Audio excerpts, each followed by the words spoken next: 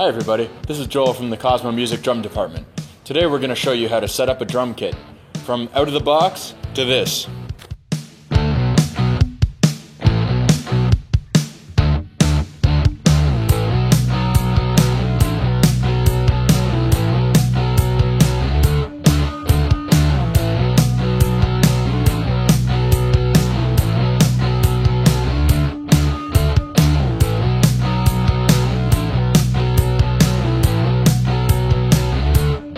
This is the drum key. This is the most important tool when you're building a drum kit. This is what you're going to use to fasten your drums to one another, tune your drums, and make sure your cymbals don't fly all over the place. Now, let's get started and build some drums. There are three parts of the drum kit, each one just as important as the next. First off, we have the drum shells. Now, the drum shells are the actual drums themselves. You're going to be taking these drum skins, which I have right here, and you're going to be putting them on the drum shells. You're going to be taking these rims, as I will show you in a minute, put them on top of the drum skin using the tension rods provided, as well as the bass drum claws. In front of us we have the toms, the floor tom, the bass drum, and the snare drum, which already has the skins on it. This is the hardware pack. This is what you're going to use to mount the drums. There's the snare stand to mount your snare, as well as your cymbal stand and your tom stands. As well, we have the throne, which you're going to be sitting on, the bass drum pedal, and last but not least, we have the cymbals. So surrounding me right now, we have all the pieces of the drum kit that we need necessary to put the heads on the shells themselves. So, what I have in front of me right now is the 16-inch floor tom. Now the 10-inch and the 12-inch are going to be put together the exact same way. So we'll just start by grabbing 16-inch drum heads right over here. Now, you'll notice that one of these drum heads has the Little Big logo on it. One of them does not. Most beginner drum kits are just like this, okay? So the one with the logo on it, we're going to use as the batter head. The batter head is the head that we're actually going to be hitting with the drums. So what I like to do is actually line up the name with the badge here on the front. Next, I'm going to grab one of these 16-inch drum rims, okay? I'm going to take the rim, take all these little pieces over here, make sure they're lined up with this part over here. This is called the lug. This is the rim. This is the head.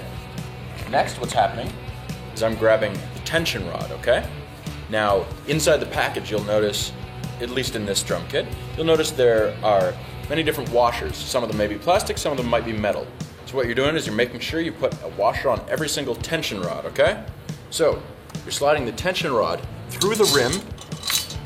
You're going to take all the tension rods and you're going to put them through the rim above the lugs. On this drum specifically, we have 6 lugs, so we need 6 tension rods, each of them with a washer, into the 6 holes around the rim. So what I'm going to do is I'm going to put the threaded tension rods into the lugs. By grabbing the opposite sides, I'm going to go as tight as I can with my fingers. That's a term that we call finger tight in the shop, okay? So I'll do this around the whole drum kit.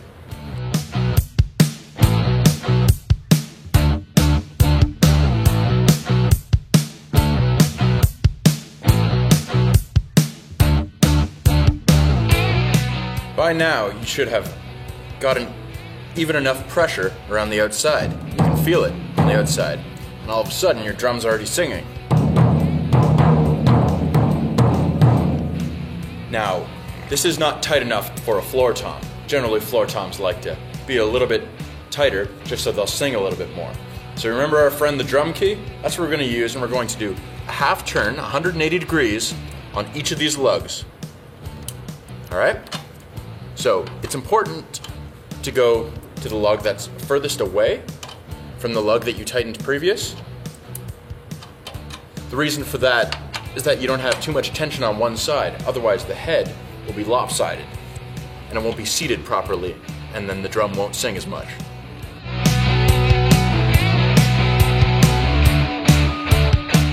By just lifting this up, you already hear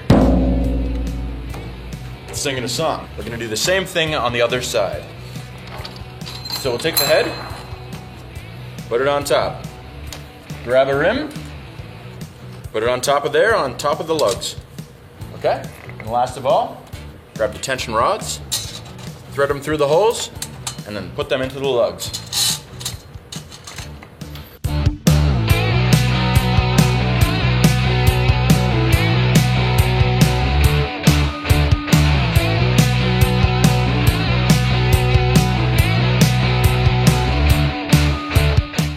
Okay, so I have all the lugs finger tight. So again, I'm just gonna go 180 degrees on each of the tension rods.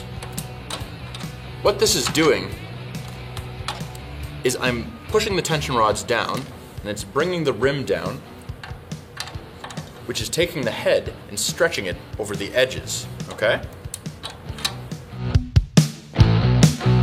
Now, if I want the drum to be higher pitched, I can make it tighter. If I want it to be lower, I can make it a little bit looser. The important thing is that you get an even sound on each side. Hear how those are close to the same note? That's what we're looking for on each of these spots. So, now our floor tom is fully complete, except for the legs, but I'll show you about those later. Okay, so we're gonna be doing the same thing on both the 10-inch drum and the 12-inch drum.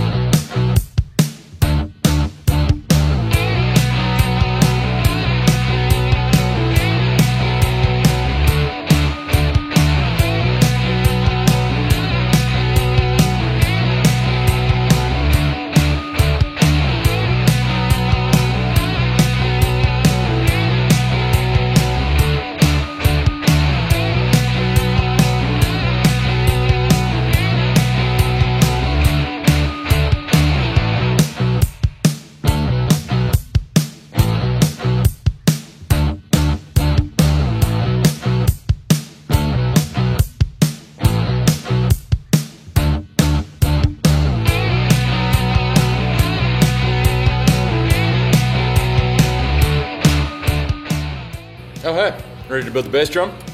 Okay, so when you're checking out the bass drum, you notice that there's a couple legs on it, alright? Now these crazy legs tell you which one's the front, which one's the back, okay? So, you can see how when you take this leg, you put it down, you'll notice that it's on this half, okay? This is gonna be the resonant head, alright? This is the side where you're going to be taking this one with the logo and putting it on. And you wanna make sure that you have the logo lined up with the top of the bass drum. Top of the bass drum has this piece right here. That's what's gonna be mounting the toms, okay? So after we throw the head on the resonant side, what we're going to do is grab the hoop, the bass drum hoop. This is the same as the rim on the drums. It just looks a little different. So we want to make sure that we take the seam. Seam is where the wrap that's wrapped around the drum meets its other side. So we're gonna take the seam and put it on the bottom so it can't be seen. So you put the rim on the skin, just like the other ones. Now, since these rims don't have holes to put the lugs, what we're going to be doing, we're gonna grab these guys over here. Now, these are the bass drum claws, okay? So you're just gonna place one of these above each of the lugs.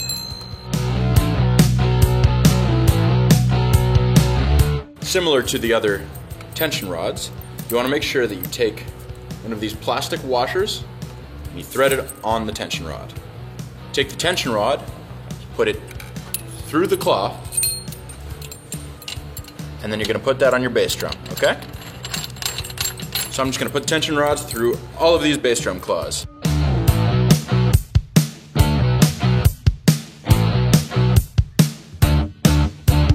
So just make sure that the head's all lined up, and then you can start tightening the tension rods with your fingers. And again, we're going to make them finger tight.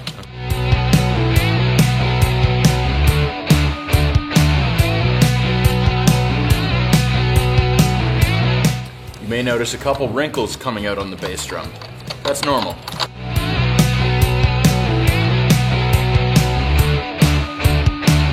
Now I personally like to tighten my bass drum heads just a little bit. That way we're able to still get a low boomy sound. So I'm actually going to only tighten these a quarter turn, okay? So that's a 90-degree turn. And we're still going across the drum. Now, the pattern I'm going this lug over here, and the one across from it. And I'm going to be making a plus, a 90-degree line. And then, whichever one you choose to go for, make sure you're always tightening the one across from it.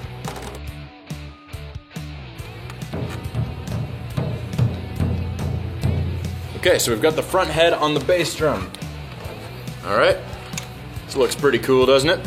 At this point, you may decide to put a pillow or some form of dampening on the inside of your bass drum. That'll just take away some of the unwanted overtones.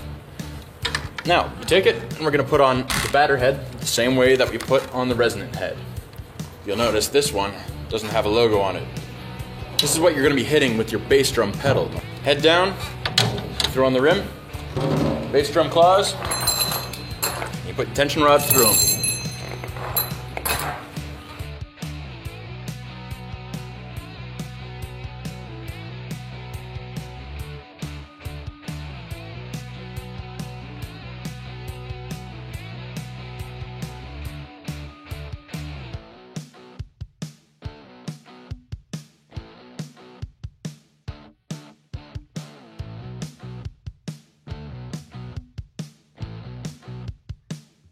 There we go.